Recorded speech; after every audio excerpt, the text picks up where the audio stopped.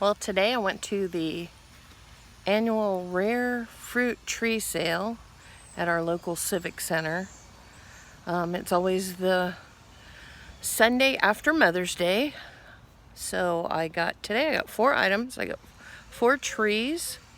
I got, let's see if I can remember, a pear, nectarine, guanabana, and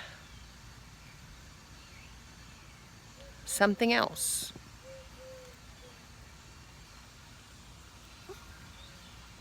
Well, I'll think of it at some point, but today I've got to plant them, but I have to go meet somebody and get some things accomplished first.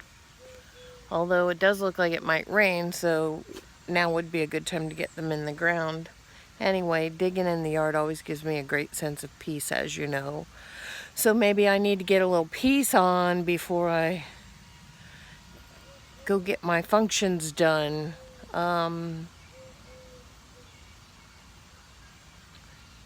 Now it's bothering me. I can't think of what the 4th item is.